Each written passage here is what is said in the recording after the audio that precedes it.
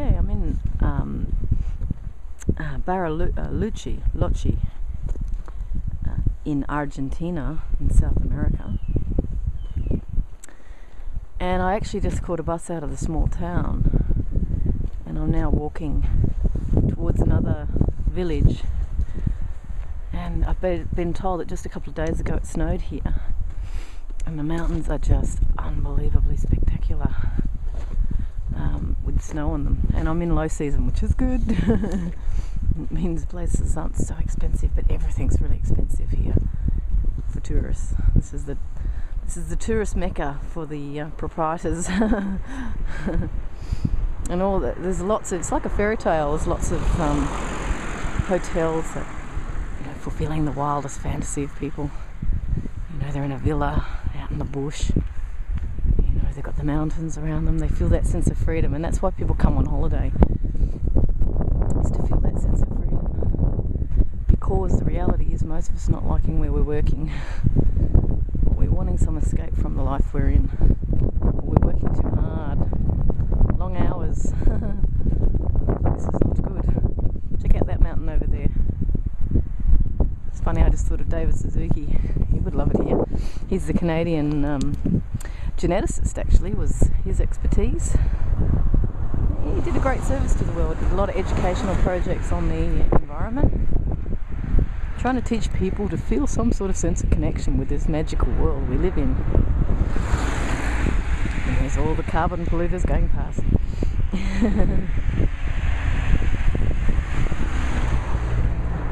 But I thought I'd share with you some of my reflections as a peaceful clown who's not always peaceful, but I'm working on it.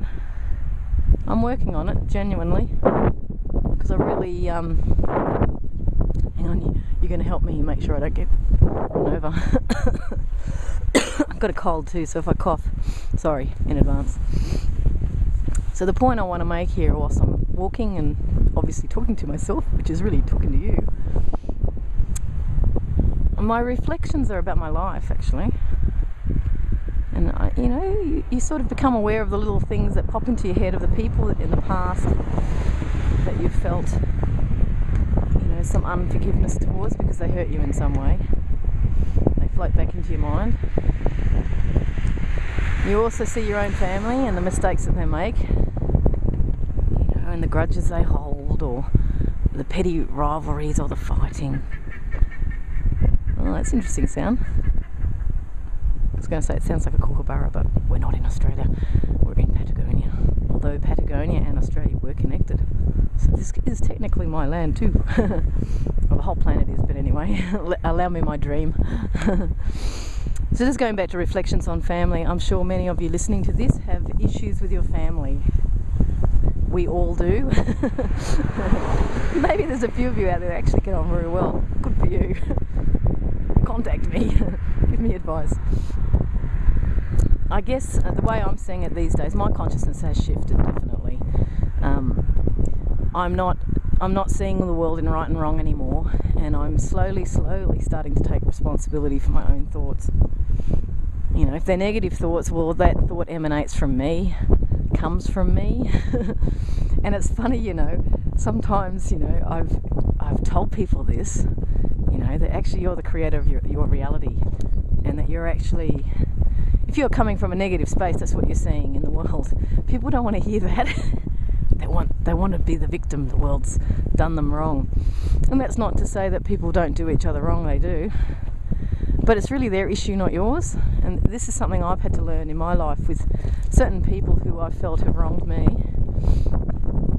I have tried to, in a sense, force resolution of a conflict, and it hasn't worked. In some ways I didn't want to force it, but I was feeling pain, so in a sense that kind of forced me to keep asserting my reality at that person without blame. I'm not a person who believes in, writing a long letter and telling them how horrible they are. I would rather take the middle ground and try and express how I feel in the way that I'm seeing it, and with the idea that I could be wrong.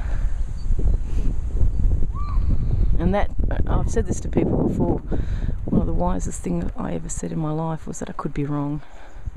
And what you do the minute you acknowledge that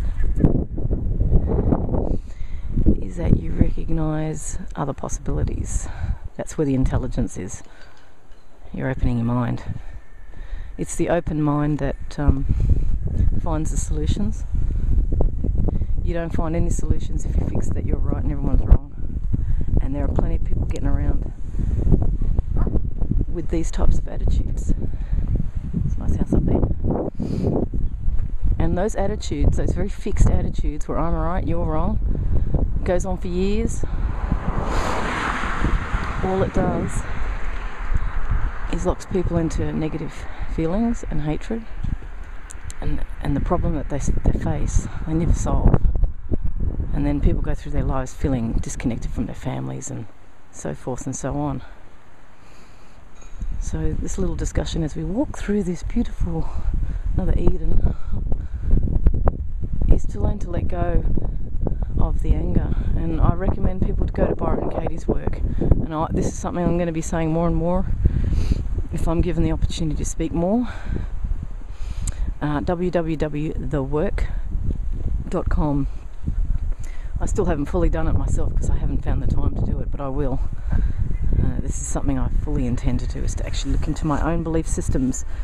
And for those who advocate for war in any way or see some sort of justification for it, I'm in complete agreement with Byron Katie that all war should be on paper. We'd save ourselves a shitload of money, like $1 million a minute. And it doesn't mean the military are out of job, it just means maybe we deploy them in reconstructing the world's environment, because they're going to be needed. As I've found on my journey across the world, we are consumerizing everything. Well, I'll put it into economic speak. Globalization is rampant. And I have to say, I was a market analyst, market researcher. Corporations did a bloody good job of it, of marketing themselves, and just imagine if they would apply those skills to peace. Oh my God. Or to values rather than profit maximizing. Now that's something to consider. And even the military, I have to make a comment here about them as well. They've done an excellent job of marketing as well. Marketing, the importance of, committing young lives to war and justifying the killing of people for national security. I think increasingly people are starting to wear thin with this concept and starting to understand, I think, that it's not really leading us to where we all want to go. And that includes those military people who may be listening here. Many of your own comrades or colleagues who have fallen in war, they have hard lives, and they come back to try and recover and then get over all the emotional issues they're dealing with. So there has to be another way, folks, and it doesn't have to be adversarial. Even those people who may listen to me and think, I don't agree with her, that's fine. We're all living on a planet and we all have a right to expression. That's why we express. If we weren't meant to express ourselves, we wouldn't. It's not about hating people or suppressing them. We have to find a space where we can actually hear different voices. Even the ones we don't want to face. I'm all for open dialogue. Anyway, that's just a little reflection out here in nature. Seems to be what I'm thinking about these days. World peace. And peace in my own life is where it starts. And that's where my predominant focus will be. I'm going to write a book on changing the world, but it's actually going to be called You Cannot Change the World. You can only change yourself. So with that, dear, beautiful, gorgeous people listening, if you are listening, I leave you with a little bit of nature, our true nature.